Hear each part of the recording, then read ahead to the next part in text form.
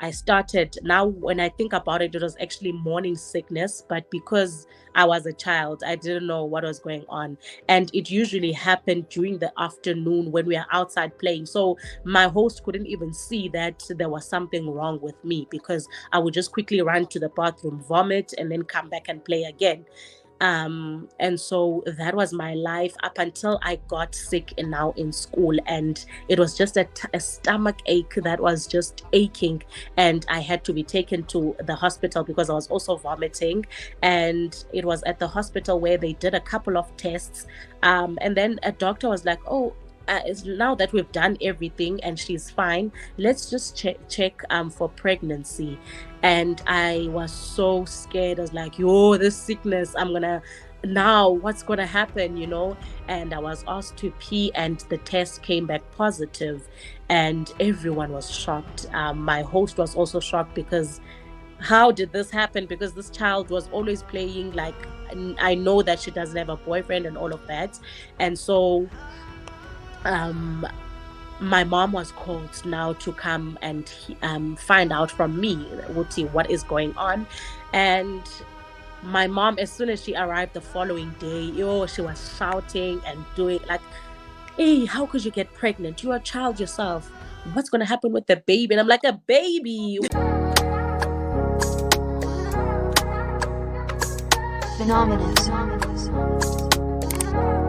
Coding. Hello, guys. Welcome back to Life's Deceit with your girl, Jen Simpson. How are you guys doing? How's your morning? How's your afternoon? How's your night? I hope that you guys are having an amazing, amazing day, afternoon, or night, wherever you are in the world. Welcome back, guys. Thanks for continuing to support. Thank you for liking. Thank you for commenting. Thank you for subscribing. If you are new to my channel, please don't forget to subscribe, leave me a comment, hit the like button, and share this video. Guys, I'm a bit under the weather. I've been sick with body aches, my spine, my lower back. I got a headache, my chest be hurting, my belly be hurting when I cough. But guys, guess what? I'm fighting it. I'm fighting it. I'm fighting this flu or this virus off. Ooh, I'm fighting it. Guys, today we have a very, very, very, very special guest, and I am excited to share this guest with you. Her name is Isabella Apleni, best known as Zizo, and she is all the way from South Africa. Ooh, South Africa. Ooh, do you guys hear how hoarse my voice is? Guys, this guest is, she is a powerhouse. She is a queen. She's walking in her birthright. She's living her truth, doing her assignment authentically. Guys, she is not only a gender based activist, but she is also a mental health activist. And she is an author, guys. She wrote a book titled My Father Took My Innocence, Purified and Sanctified at Last. Do you hear the book title name? My Father Took My Innocence, Purified and Sanctified at Last. Now, you're probably wondering, what does that mean? My father took my innocence. Well, when Zizu was 7 years old, her father started raping her. That continued until she was about 13 years old when she got pregnant. Yes, Zizu was impregnated by her own father. But guys, the story is deeper than that. The story is about purpose. This story is about assignment. This story is about forgiveness. This story is about healing. This story is about support.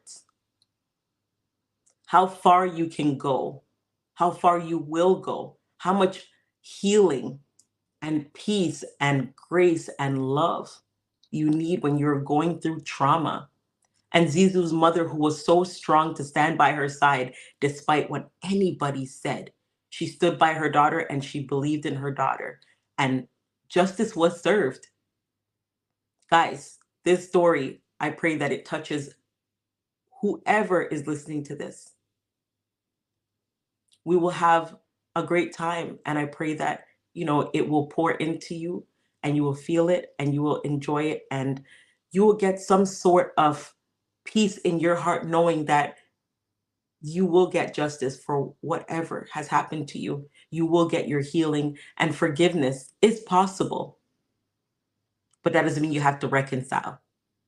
So, guys, without further ado, let's welcome my beautiful guest, Zizo Isabello Apleni, all the way from South Africa. So, Zizu, it's a pleasure and honor being on here with you. I am blessed to be able to connect with you. I am blessed to be able to share your story because when I saw your story, it was pulling at my heartstrings because we share a similar story. All right, all right. And I think when we're moving in life and you're an author, congratulations. That's Thank you so amazing. thank you. But when we are moving in life and we're finding our purpose and we're telling our stories, sometimes a little voice in the back of our heads are like, don't do it. It's too gruesome. Nobody wants to hear it. They're going to think you're nasty. But to see you, strong Black woman, doing it not just for yourself, but for God's people, Yes, this yes. generation, the next generation, girl, you're on fire. Thank you so much, Jen. Thank you So so much. I want to know a little bit about yourself, who you are, what you represent, and where you are now in life. That's where I want to start. Oh, okay. So I am Zizo Apleni from South Africa, as you said. And I grew up in a very lovely family, you know. I was brought up as a child, a very mannerful child, kind, you know. I was taught to be kind at a very early age because we grew up in a large family. So we were just taught to share and be kind to one another. So I feel like that is one of the traits that grew up with me, you know, because when you're growing up, there's some things that you leave behind and you're like, you know, Yeah. this I'm leaving behind. But I feel like being kind is a very big part of my personality, of my character, you know. So I really love to mention that. And then what do I represent? Oh my goodness, I definitely represent the kingdom of God. Amen. um I definitely represent survivors, you know. I don't like being introduced as a victim because I feel that God has taken me away from that mentality and put me into survivor, you know, survival mode. So I am a survivor and I represent women who have survived the worst of the worst, who say that I've been through the most, but today here I am, you know. And where am I in life today? Woo! I recently I recently just turned 30, Jen, in February. Ooh. So so 30 for me was a place, well, I was at a place where I didn't know what to do with my life, you know. I was like, oh, I don't know what to do. But then God was like, how about you get to know me, you know? And that is definitely where I am in life. I am learning about God, about who God is, because I think in the past, um, God was just there to show me his purpose as to, okay, this is my purpose for your life. It was just a one-sided thing. It was never a two-sided thing. So at this year, where I am now, I am at a place where I'm getting to know God for who he is. I love that. I love that because, as a child, we're introduced to God by our parents or Yeah, aunties and yeah, uncles, right? So we never actually really take the time to get to know God for ourselves when we're young and we're going through teenagehood, early 20s. We're like, okay, we know God's there. We have the faith. We know we can call on him. But who is God? who is he? So Yes, I yeah. love. Hey, I hope you're enjoying this video. Please don't forget to like, comment, and subscribe. Thank you. There, we have the faith. We know we can call on him. But who is God? Who is he? So Yes, I yeah. love that you said, people might say, oh my gosh, in your 30s. No, that was perfect timing for you Mm, to mm, get to know mm. God for yourself. So, being a South African girl, tell me a little bit about where you're from, your village, your town. What it was like being raised in South Africa? Ooh, um, For me, it was beautiful. So I come from my rural areas are in the Eastern Cape. Right now I am based in Johannesburg. Oh, I know Um there. Yes, yes. So I'm based in Johannesburg, and then my rural areas are in the Eastern Cape. So Eastern Cape is one of the most beautiful, beautiful places in South Africa. Full of nature, everything is just nature, you get in touch with nature. So growing up here was very beautiful, and it's very diverse. You could be walking down the street. We have 11 official languages. You see people speaking this language, and you just want to learn a new language. So growing up in South Africa really needs you to be open-minded, because one day you'll be in the Eastern Cape where they speak the same language, and then you move to Johannesburg where it's like 11 different languages in one Wow. place. So you just need to be flexible and just willing to learn. Yes. Wow, that's beautiful. And how do you say hello? Molo. Mono. Oh, mono. Molo. It's Molo. Molo. Molo. Okay, hello, Yes. Molo. Yes. Yes.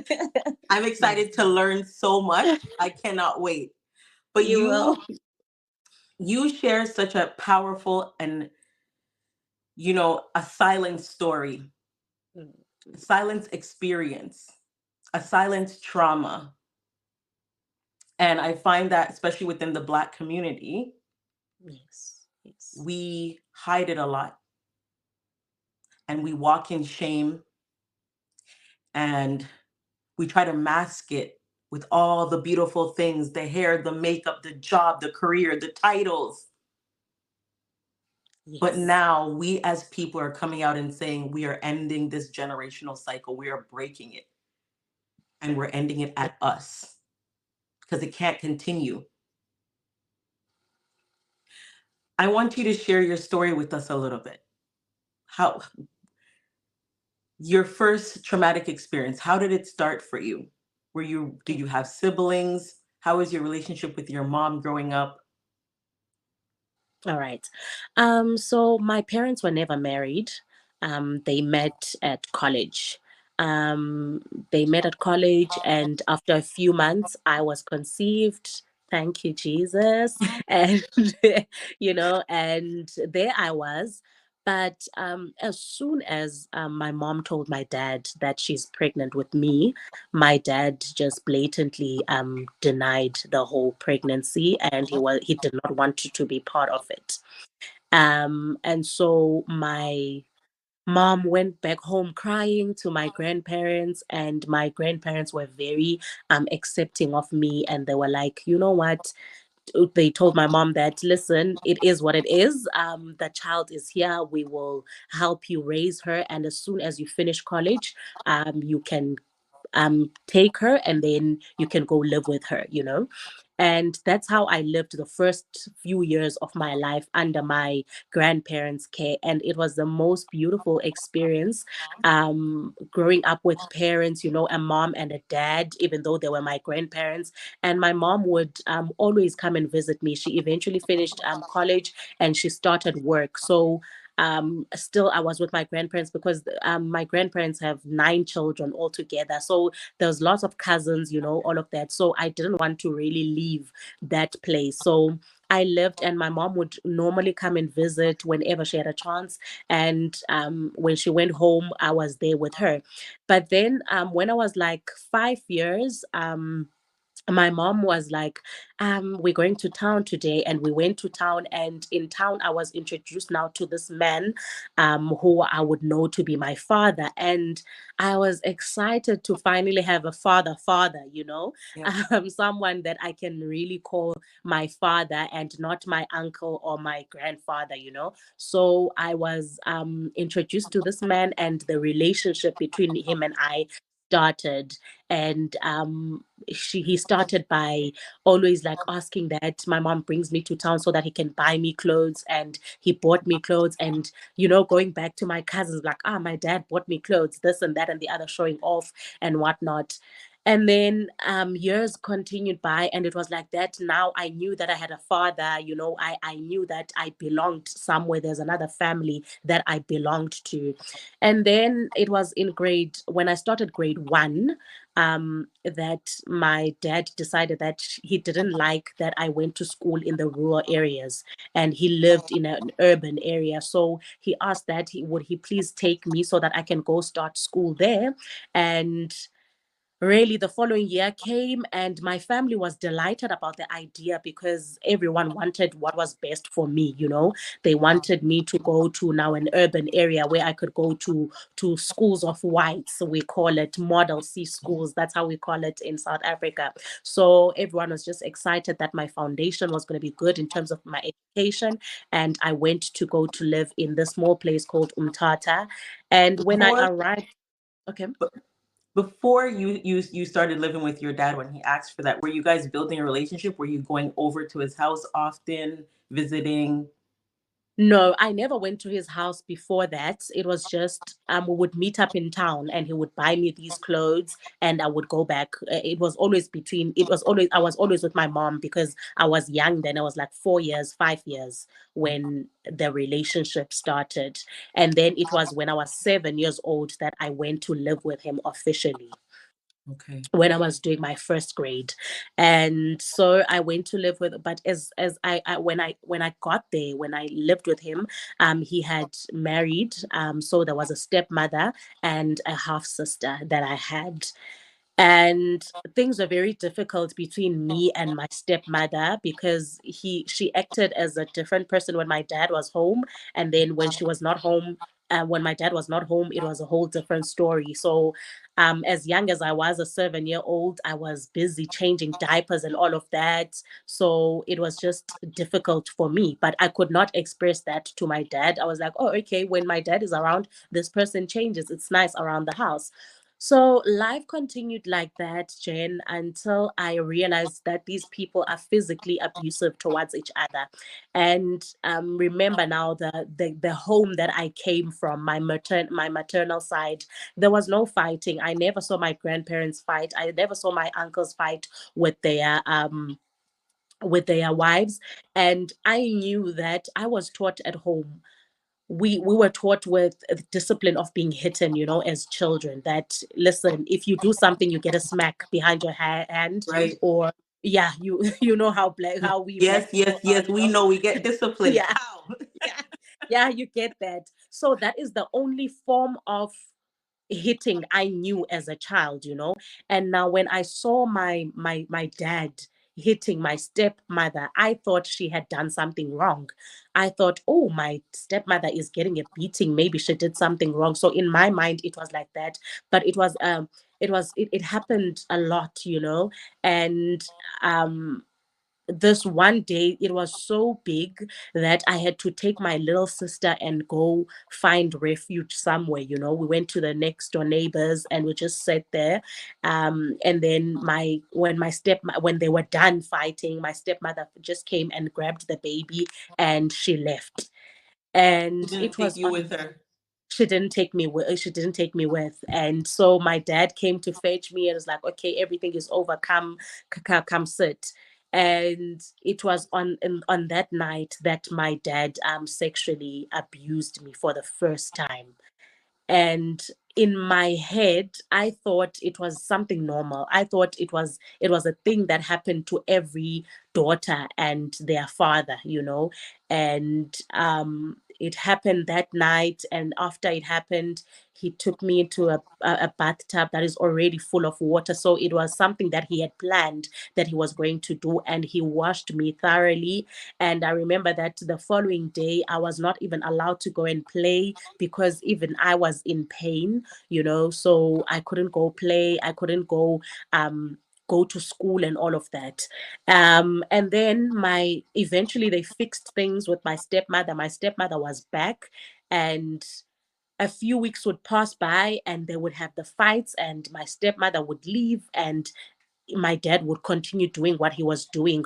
Or when my stepmother just decided to go and visit her side of the family and I was left with only my dad, then he would get a chance to to do what he usually does when we are just the both of Just us. to a few.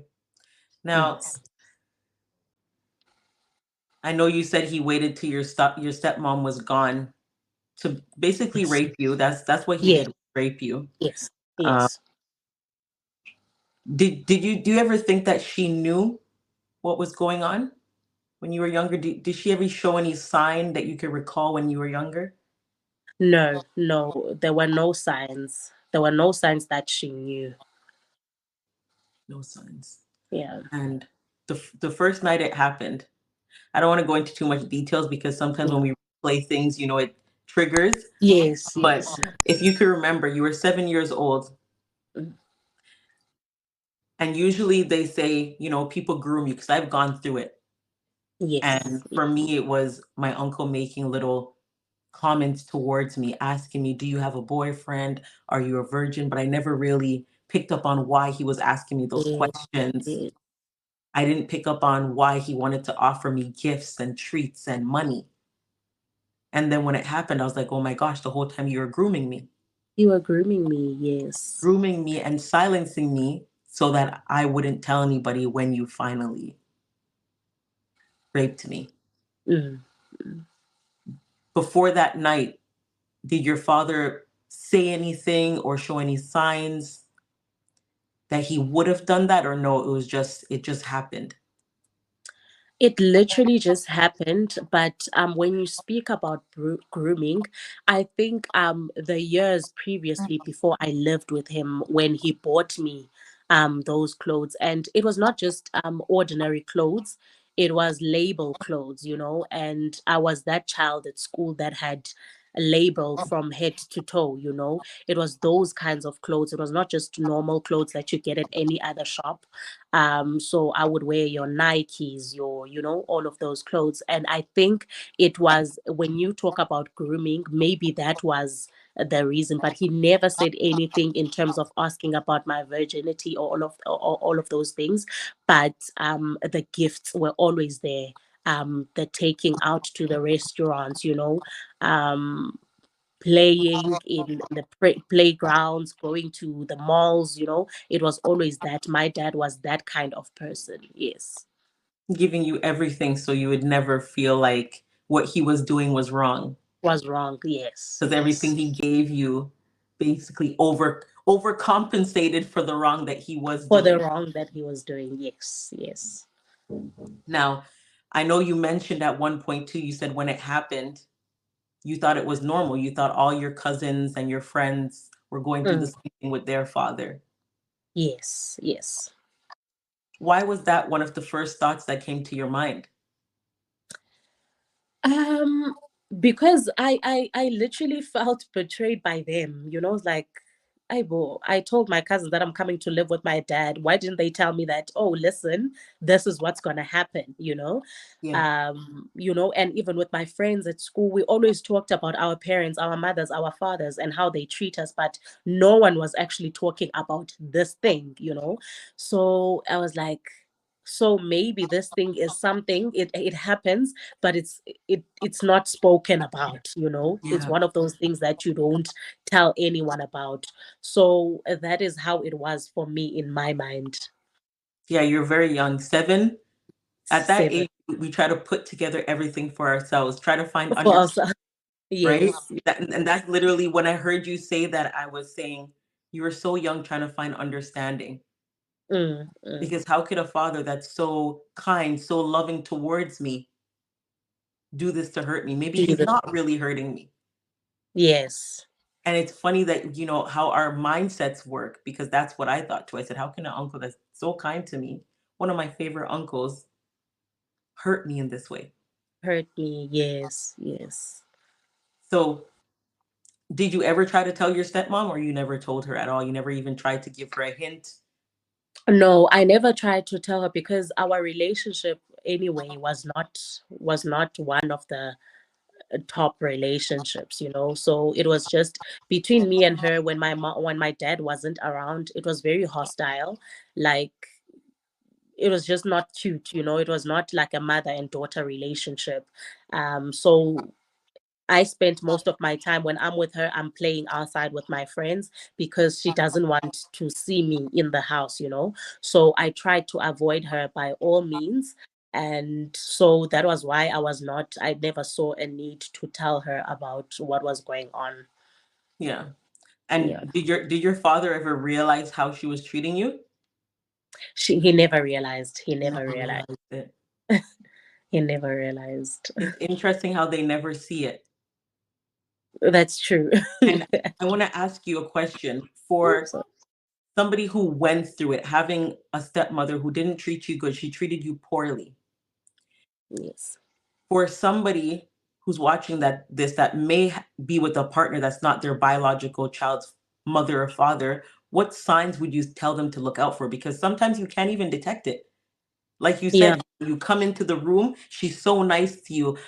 Hey Zozo, how you doing? You okay, Zozo? You want to eat? But as soon as your back's turned, she treats you completely different. Go wash up the Mhm. dishes. Go do this. She starts yelling at you, Yeah. treating you very poorly. What would you say as a parent? What are some signs you can look for when you can't even detect it? Um, Look at your child's behavior, because I remember I was very jumpy. When she would, even if it's in front of my dad, if she would say something, I would go immediately. Like, it wouldn't even be a thing of resisting. But with my dad, like, oh, dad, Yeah, you like, and then my dad would like say for like three times. Then I would go on the third time. But with her, if she says, go put this away, it was like a jump, and my facial expression would change now that it's not my dad sending me to do this, it's her. She's and then I never wanted to be in the same space as her. My dad would always come home, find me outside playing like all the time. But then when I'm with her, when I'm with him, I'm always watching TV, but with her, I would rather miss my favorite shows than be in the house, because I know that when I'm in the house, it's going to be this, that, or the other. So I avoided being with her. So I feel like people should just watch the child's behavior and not the partner. yeah. I feel like people really just want to see, how are you treating her? They're watching the partner as to, how are you sending her? How are you reprimanding her? How are you doing this? But don't look at the child's reaction, how they react, how they are around the certain person. So I think people should look out for those signs. I agree. Body language too, right? Yeah, Because even as adults, our bodies, our eyes speak a language. And if you're actually paying yeah, attention and you have that connection with your child, you'll pick up on it. you will be. Yes, that's true. And during those times that your dad was molesting you, were you still going back and forth to see your mom, or you weren't seeing her as often? Yes, she would come and visit me actually every single month. Excuse me. She would come and visit, and I remember probably middle of the year, like in June. She was like, no, listen. She told me, when we spoke about this now, and she was like, yo, I realized that you were getting so thin, and you were just so thin. And I was just asking him, what is wrong? Like, I know my child, she is a chubby child, why is she thin? Are you feeding her? Like, all those questions. And she said that she used to ask me as, are you okay, are you fine? And I would say, no, I'm fine, no, I'm okay. And she says that she decided on that year that no, she's not happy with how I look, and she's also in a better space financially and all of that. So the following year, she took me to go and live with her. Okay. Mm. Remember you saying that, so you were going back. So now you move away from him when you're about 8 years old. 8 years old, yes. And then now you're just visiting him. Now I'm just visiting him, and he would insist. My mom would be like, no, send the money. I can buy the shorts for school. I can buy everything. And be like, no, she must come. She must come and visit. She must come so that she'll be able to fit these clothes. And then I would have to go to him on that weekend. And if there was an opportunity for him to actually molest me, then he would do it. And still, I would go back to my mom, and act as if everything is normal, and I would just keep quiet, because now I have the clothes, I have the trainers, I have, You everything, fees the are one paid deserve out. that. But Yes. when you were 8, it must have been a relief for you when you finally went back to your mom. Mm. It was a relief. It was a relief because even my mom and I didn't really have a relationship. So I was also excited with going to live with her and actually, have a relationship with my mom and actually sleep next to my mom, that.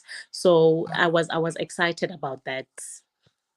And being 8 and going back home, you're probably just thinking, this monster is gone. I don't need to tell anybody. It's just a memory I can wipe away. Yes. It's a memory De- I'm going to put in the back of my head and I'll It was never definitely have to deal with like it. that. Hmm. It was like that. And I always got the shock of my life and like, oh, this man, he still wants me to go to him. Like, what is going to happen? I'm so scared. And I remember as a little child, I would be like, when I just arrived, like I would arrive on the weekend on Friday and I'll be like, yo, I want to go to my cousin's place. And he'd be like, Aibo, you just arrived and yet you're wanting to leave, and I would like cry because I also think he knew that I was running away from what was going to happen, because I would insist that no, you can go get me from my aunt's place so that we can go to town tomorrow. Otherwise, no, I want to go to my cousins. And that's one of the ways I would escape being with him on that weekend. Unless my cousins are not there, then I would be forced now to stay with him the whole weekend. The escape. It's funny how Mm. we're so young, but we're masterminds. We're trying to figure Yeah, out a way to get away from it that at is such true. a young age without having to, a lot of people say, why not just tell? Why not just Mm. say something? But it's hard. What are you gonna say? How are And you gonna that's explain it?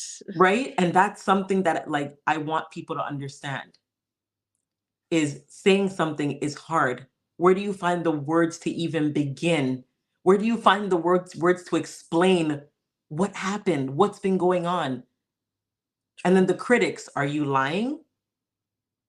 Are you lying because they're fighting? Your mom and your stepmom and your dad are fighting. There's chaos in the house already. Are you trying to cause chaos because probably Yes. your mom You're wants you used to back, it. right? And you're upset and you're angry. People are going to formulate their own opinions. So people need That's to really understand, how do you say that? It's similar to somebody who's in a domestic relationship. Yeah, yeah. And half the That times we don't even know that our family and friends are going through that. yes. Now, you're 13. And what happens when you're 13 years old?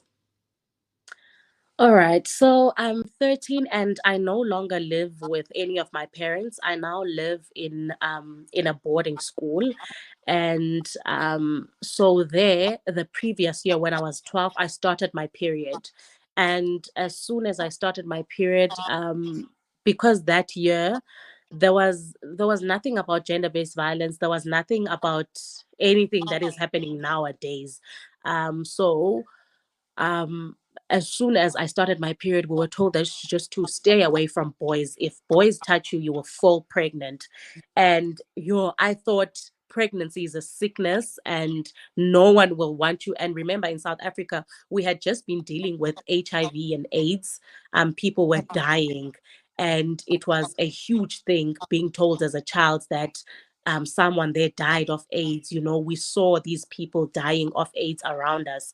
And now when we are told about this pregnancy, like, I'm gonna die if I fall We want to pregnant. run far from it. Yo, I do not want to have this pregnancy sickness. That's how it was in our minds as young children then.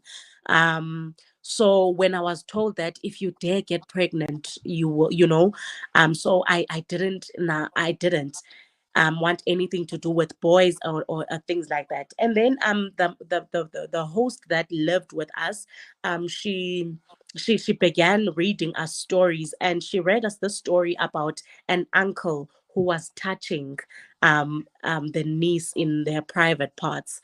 And Yo, I couldn't sleep that night. I was just reeling over the story. And in my mind now, as a 12-year-old, I was like, no, man, the uncle was wrong because the uncle is not the dad, you know? The dad should be touching, not the uncle, you know? But when I went to visit my dad, I told him that, listen, I started my periods and my host told me this. And then that's when the threatening started when I was 12 years old. That he started threatening me that, listen, if you tell people about what has been going on, people will see you as a child who lies. You're going to be a liar. No one is ever going to love you again. And I will take you out of the school. You will never have these clothes again. You will never, everything now just started coming out. And I was just silent about the whole thing. And then grade 7 came. I was now 13 years old, and it was my last grade in this primary school. So they usually do like a farewell party for the last grade that is leaving. So he was again going to buy me clothes for that function. So I had gone to him to buy me clothes, and he saw an opportunity to rape me. And unfortunately, fortunately, I fell pregnant. And I went back to my school. The function happened, it was successful, nice. But then I started getting sick. I started, now when I think about it, it was actually morning sickness, but because I was a child, I didn't know what was going on. And it usually happened during the afternoon when we are outside playing. So my host couldn't even see that there was something wrong with me because I would just quickly run to the bathroom, vomit, and then come back and play again. And so that was my life up until I got sick and now in school. And it was just a stomach ache that was just aching. And I had to be taken to the hospital because I was also vomiting. And it was at the hospital where they did a couple of tests. And then a doctor was like, oh, now that we've done everything and she's fine, let's just check for pregnancy. And I was so scared. I was like, yo, this sickness, I'm gonna, now what's gonna happen, you know? And I was asked to pee, and the test came back positive, and everyone was shocked. My host was also shocked because how did this happen? Because this child was always playing like, I know that she doesn't have a boyfriend and all of that. And so um my mom was called now to come and find out from me, Wuti, what is going on. And my mom, as soon as she arrived the following day, oh, she was shouting and doing like, hey, how could you get pregnant? You're a child yourself. What's going to happen with the baby? And I'm like, a baby? What What baby? Like, baby? where, where's the baby going to come from? Like, what is going on? And and I asked my mom, okay, mom, how does a person get pregnant? And she was still angry. No, you know what happens? A boy puts their penis inside of you and all of that. And I'm like, Mom, whoa, whoa, whoa, wait. The only person who's ever been doing that to me, it was my dad. And he started when I started living with him then up until now. And last year, he had threatened me that if ever I tell anyone, he would stop buying me clothes, you would stop loving me, you know, all of that. So this has been happening for all these years. And my mom was shocked to the core. But still in her shock, I still remember her telling me that, listen, I believe you, I know you are my child, and don't worry about any of this. He was wrong for doing what he did to you, and I am going to fight it for you as your mother. So don't worry about anything. And I still love you more than before. And you are not a liar. I believe you. So my mom just literally sat me down and brought me back to earth. And that's how the rest is history, basically. I'm here today because of that very moment. I think because if my mom was also like, listen, you are a liar, you know, I don't think I would be here today. Mhm. You know, one what's going through my mind is favor. God's favor never left you. Yes, And yes. he gave you Uh, a mother that would go to the battlefield for you no matter what anyone no said. matter. And that is a tremendous, tremendous blessing. Because if she had did the opposite, you wouldn't be here today. That's true. You know, thinking about it and people trying to pick at it and say, your father got you pregnant. What was going through your mind? 13 years old, 13, you were just hitting puberty. That's when I had my period, 13. And I hear you saying so many things that resonates with me, especially in the Jamaican culture, because my background's Jamaican. Okay. They don't tell us enough about our period. Yes. They don't tell us about boys. They don't tell us the consequences of sex. They just say, once you have your period, you can now get pregnant. Stay away from boys. And I was like, That's oh, heck no. Boys got cooties. I don't want nothing that they got. yes. Yes. And then you hear the stigma. If you get pregnant, no one's going to want you. You become a plague, basically, is what they tell Yes. us. Yes. Yes. And you did everything that was right. You went to school. I'm sure you got great grades. You had a Yes. Yes. dream of finishing school and becoming who you are today, Yes. regardless of those circumstances, right? Yes. And you Yes. did everything that you're supposed to do, that mommy told you to do, your teachers, your peers, your loved ones. Uh-huh. But your Uh-huh. father took your innocence and he was the one that made you step out of everything that you told yourself you weren't going to do. Yes. Yes. Finding out that you're pregnant at 13. 13, we're playing in the grass. We're saying, ooh, that boy's cute, but you got cooties. Mama said to stay away from you. Right? You know, you know, How, that like, is absolutely true. what was going through your mind at that moment? Like, if you can remember being 13, you're pregnant. It was still so vague in my mind. Like, I really didn't know what was going on up until we were now being told to go to the police and all of that. So I was like, what? So why are we going to the police? Like, what is going on? Why am I talking to these people, you know? And I am being tested. I'm being, so many things were being done to me at one point. And it was when I was like, I had caught a breather and I was like, okay, let me breathe, you know. That I remember my mom had given me her old phone and I literally went on Google and I Googled what is rape, you know, and Googled explained what rape was. And I was like, okay, what if your father does this rape act to you? Is it still wrong? And Google was like, no, now rape is now by a parent is incest and all of that. I was like, what? And then that was when I think my world came crashing down on me in terms of Zizo, how could you not realize for all these years that this was happening to you? Like, why were you so quiet about it? Why didn't you tell everyone? And now that's when also finding out that he is actually denying it, that he didn't do it, and he is out on bail. And this fear overcame me. I was just so fearful of him.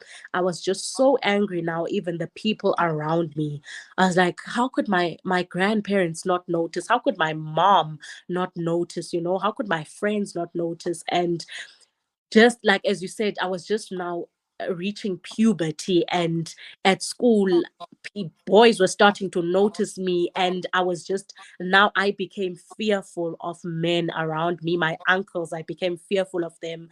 I became fearful of my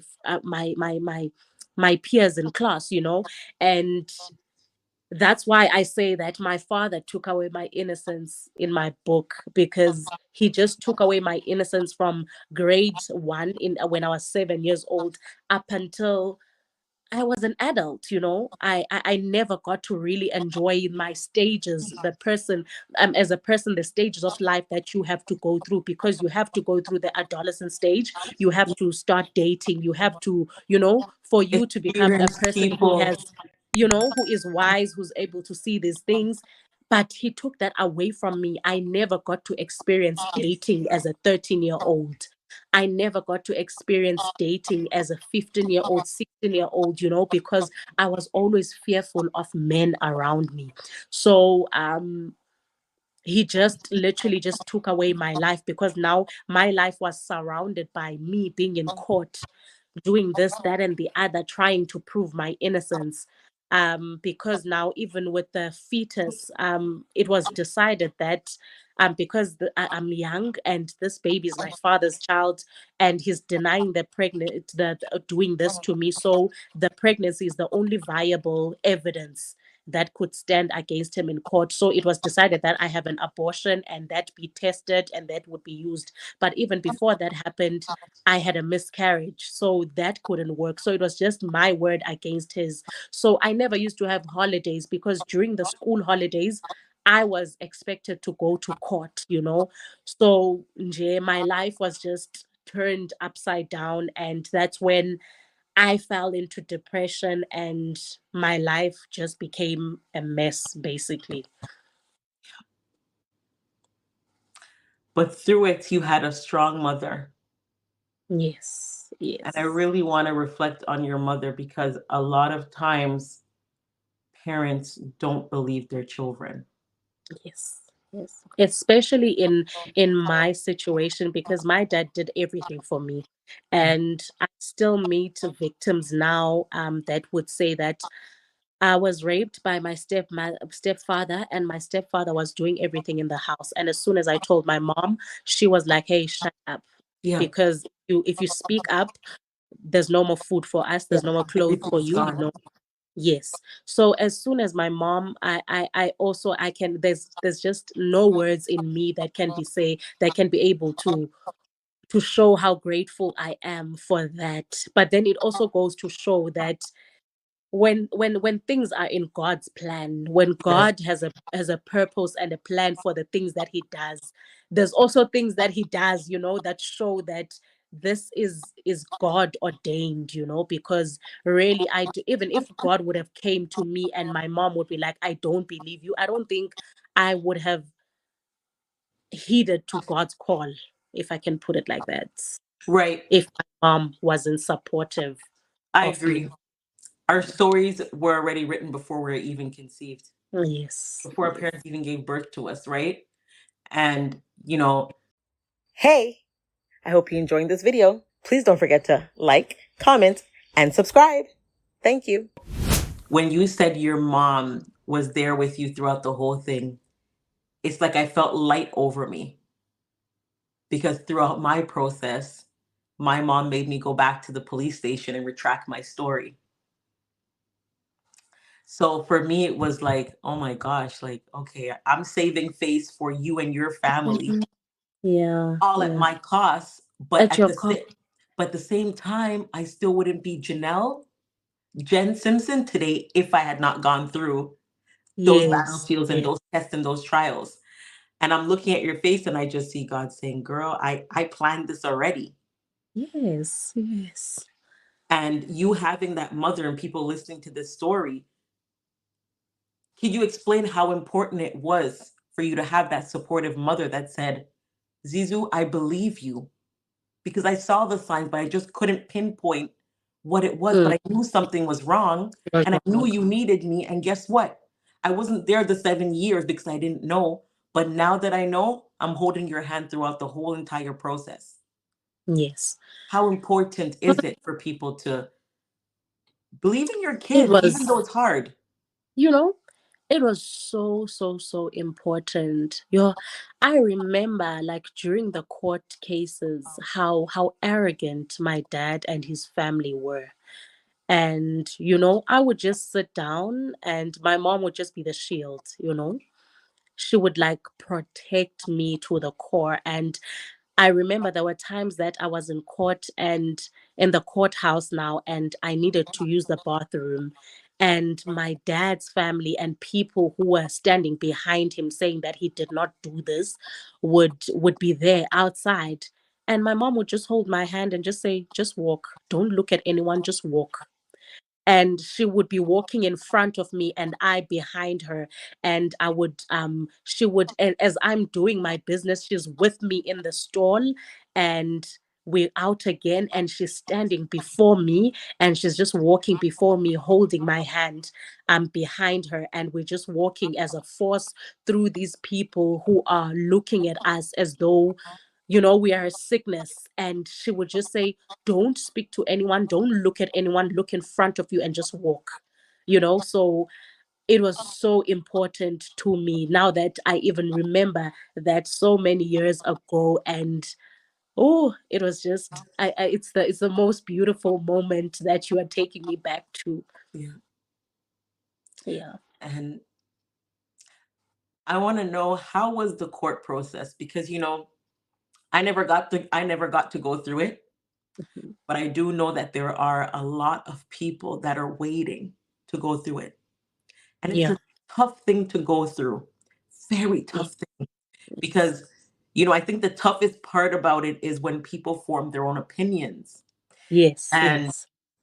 they want to try to understand, well, why did you wait so long? You must be doing Hmm. it for a reason.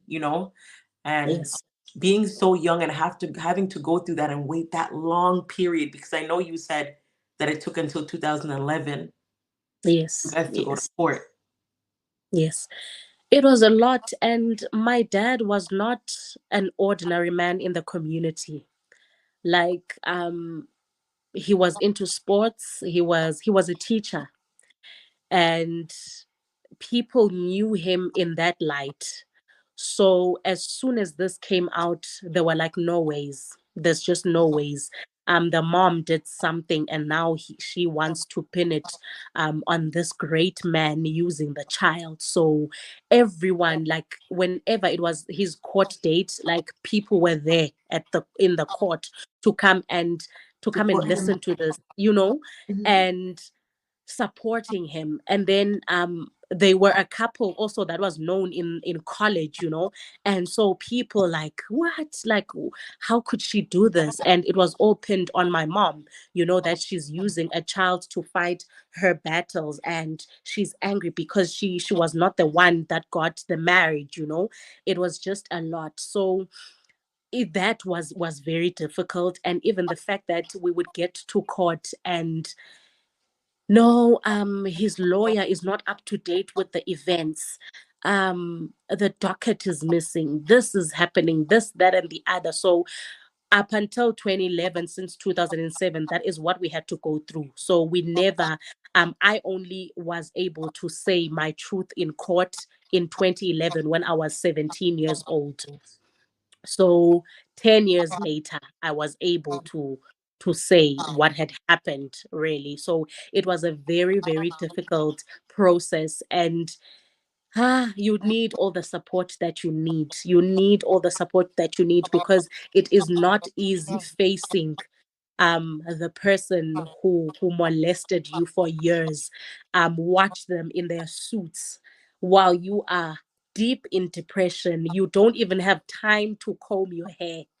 You don't you don't even have time to put lotion on your body because of the depression that you are going through. And now you have to go and face this person in his shiny suits and people supporting him. So I don't think, if not for my family and my mom, I would never have been able to do all of that if it was not for their support. I give her all her awards. I give her all her flowers. No, she deserves them. She All her deserves them. flowers, mommy. She Because deserves. you said something important right now. You said he wasn't an ordinary man in the community. Yes. And Yes. we see it if you're on social media, you're actively on social media, watching the news, you see it's a lot of people, celebrities, businessmen, who people are coming out about. And when you have a certain status and you carry a certain title, people automatically say, no, you couldn't have done it. It's not you. It's not you. Yes. It's not you. That person just looking for something. They want money. They want that. And automatically you go into a depression state and you shut down. So for somebody who's either going through the process, they want to go through the process, they're tired, they need to speak up, they need to heal. But that status of who the person is and their title, what encouragement would you give them to say, you know what? Tell the truth. Speak your truth for yourself. Yeah. despite what Yeah. everybody else would say. Yeah. When me allowing my mom to take over, and because there were so many times that I wanted to give up on the process, but my mom was like, listen, justice needs to be done for this. Like, look how your life has turned out. Justice needs to be served. And that is what kept me going. That whenever, even if this man is tried after 20, 30 years, but I know the feeling I'm gonna get when justice is served. So I feel like even for people who are in the same situation that I was, have that hope that justice will do something for you. And I remember I went through forgiveness even before justice was served for my dad, but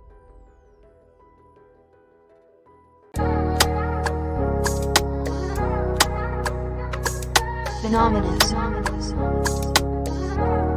Coding.